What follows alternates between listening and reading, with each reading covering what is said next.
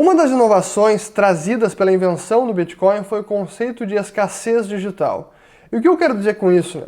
É o fato de que a tecnologia do Bitcoin conseguiu trazer pela primeira vez, conseguiu replicar a escassez do mundo físico, algo que a gente está plenamente acostumado, ao ambiente digital. E por isso eu digo que o Bitcoin realmente traz à cena uma escassez autêntica. O paradigma vigente até então no mundo da computação era a abundância, o oposto do mundo físico, porque todo mundo sabe que a gente consegue reproduzir ou copiar quantas vezes nós quisermos arquivos de música, arquivos de vídeo, arquivos de texto, enfim, qualquer tipo de arquivo digital com quase nenhum custo. Então é muito fácil reproduzir e replicar, então a gente tem quase que uma abundância total no mundo digital. E o Bitcoin conseguiu romper com esse paradigma. A primeira ideia de introduzir escassez digital no mundo da computação foi com o Hashcash do Adam Back, que é uma das únicas pessoas citadas no paper do Satoshi Nakamoto. E a ideia com esse Hashcash do Adam Back era criar um tipo de mecanismo anti-spam. Lá no começo da internet, em 97, foi quando o Adam Back escreveu o Hashcash, o mecanismo que ele desenvolveu era que qualquer indivíduo que quisesse mandar e-mails, não apenas um e-mail, que ele tivesse que executar ou desempenhar uma tarefa computacionalmente custosa, que para o caso de um e-mail apenas seria quase que ridículo. Alguns segundos o computador conseguiria executar uma função de hashcash. Mas se fosse alguém, um agressor, tentando enviar um spam com 10 mil e-mails, esse cara teria que executar um hashcash para cada um dos e-mails. Então isso tornaria inviável um ataque de spam com e-mails. Esse foi o racional e a ideia por trás da função de hashcash, que é uma função criptográfica.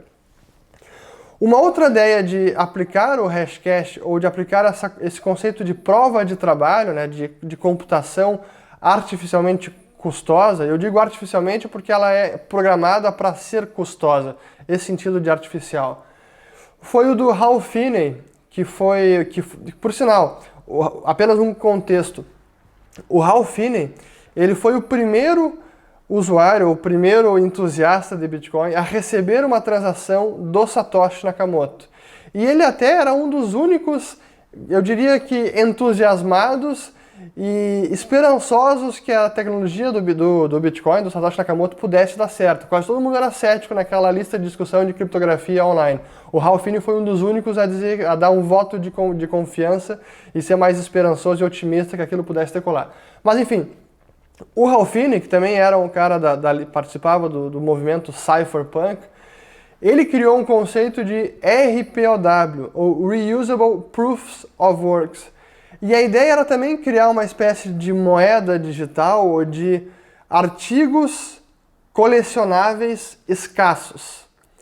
E o conceito dele, o que tinha por trás nessa invenção de RPOW, era muito baseado no BitGold, que foi criado pelo Nick Szabo, e o Nick Szabo, por sinal, é uma das pessoas que, talvez dos melhores ou mais prováveis candidatos a Satoshi Nakamoto, seja o Nick Szabo. E o Nick Szabo, que é um cara que tem um currículo espetacular, ele é um cientista da computação, ele é advogado, então tem especialista em direito, e, enfim, o cara realmente como dizem, um polymath, o cara conhece de tudo. Ele criou um conceito de BitGold, que era para ser, isso nunca foi uma implementação, nunca foi feito um software, apenas um desenho, um esboço, uma descrição de como deveria ser um ouro digital, um BitGold. E o Hal Finney utiliza essa ideia do Nick Szabo, do BitGold, para criar o seu Reusable Proofs of Works, com essa ideia de gerar artigos digitais que pudessem ser usados ou reusados e ser transferíveis. E para criar um artigo digital desses, era necessário criar uma prova de trabalho, ou seja, era computacionalmente custoso gerar um desses artigos. Essa é a ideia com o RPOW do Hal Finney. O problema foi que o Hal Finney, ele não apenas foi uma implementação, não era apenas uma ideia, ele realmente implementou e teve um software que teve alguns meses ou anos de vida, não sei bem ao certo, mas acabou nunca decolando mais do que um punhado de usuários, e uma das falhas do RPOW é que ele se baseava num servidor central. Para lidar com a questão do gasto duplo, ele precisava depender de um servidor central. Então havia uma entidade centralizada para resolver esse problema do gasto duplo. O Bitcoin foi o primeiro a conseguir resolver o problema do gasto duplo de forma descentralizada, como já disse num dos primeiros vídeos que eu publiquei aqui no canal. E por que eu digo que o Bitcoin é a primeira vez que a gente tem uma escassez digital autêntica? Ora, porque poderíamos dizer que a gente tem escassez digital, por exemplo, com a moeda do governo. Então, o Banco Central, que cria lá as reservas bancárias nas contas dos bancos, e esses são dígitos eletrônicos escassos, ela é escassa. Eu digo que é artificial porque o Banco Central pode criar novas moedas, novos dígitos eletrônicos com absolutamente nenhum custo. Então, realmente, não é custoso, não dá nenhum trabalho para um banco central inflar a oferta monetária ou criar dígitos eletrônicos do nada e depositar nas contas dos bancos. Por isso que não é uma escassez autêntica.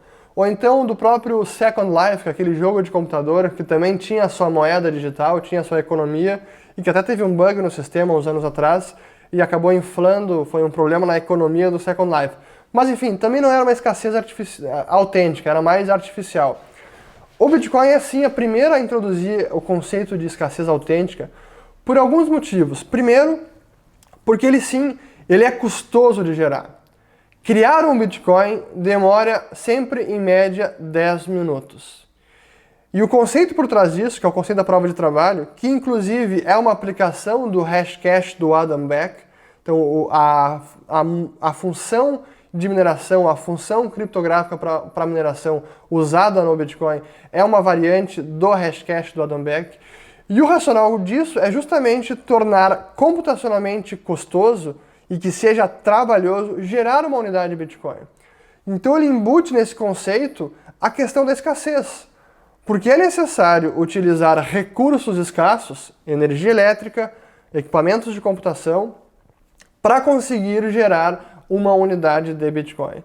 Por isso que se diz que ele realmente é um objeto escasso, um objeto digital escasso. E é uma escassez autêntica não apenas porque ele é custoso para criar, mas também porque ele é impossível de ser reproduzido no sentido de burlar a regra de oferta de bitcoins. Não apenas é custoso gerar, como violar a regra de criação é impossível. E é impossível porque o sistema é transparente, todo mundo está constantemente monitorando e qualquer tentativa de burlar a regra e de tentar criar mais do que a regra permite, que agora, por exemplo, são 12,5 bitcoins a cada 10 minutos, se algum minerador tenta burlar essa regra, todo mundo vai ver e o bloco desse minerador vai ser rejeitado, ele vai ter perdido toda aquela força computacional, aquele trabalho despendido, aquele trabalho custoso, vai por água abaixo, ele não ganha os bitcoins não são gerados. Então, por esses dois motivos que realmente o Bitcoin traz pela primeira vez essa quebra de paradigma que é a escassez digital autêntica, porque ele é custoso para gerar, demora sempre em média 10 minutos, e porque qualquer tentativa de violação da regra de emissão é facilmente detectada e frustrada.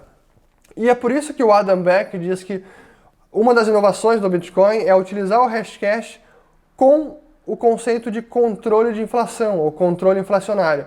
Porque não apenas é custoso gerar os bitcoins, como há um limite para a geração de bitcoins que podem ser gerados. Então não podem ser criados mais do que 21 milhões de unidades de bitcoins. Essa é a regra pétrea que foi definida pelo Satoshi Nakamoto de largada quando iniciou, quando ele lançou o sistema, e isso não pode ser burlado. E alguns críticos, ou talvez quem ainda não conhece e cai pela primeira vez, começa a entender e buscar compreender o Bitcoin, se pergunta, tudo bem, não é possível burlar e criar mais do que 21 milhões de unidades de Bitcoin. Cada Bitcoin, cada fração de Bitcoin está devidamente registrada no blockchain e isso não pode ser replicado, não pode ser falsificado, não pode ser reproduzido. Tudo bem, isso é verdade.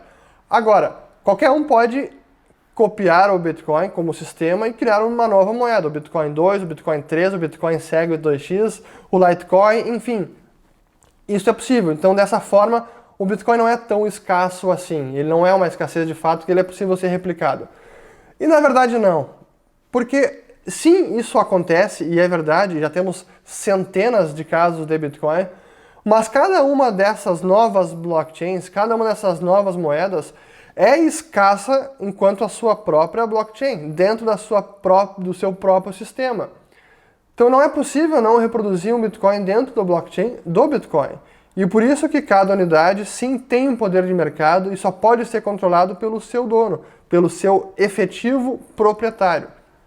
E por isso que eu digo, então, que o Bitcoin é a primeira vez que nós temos a autêntica escassez no mundo digital.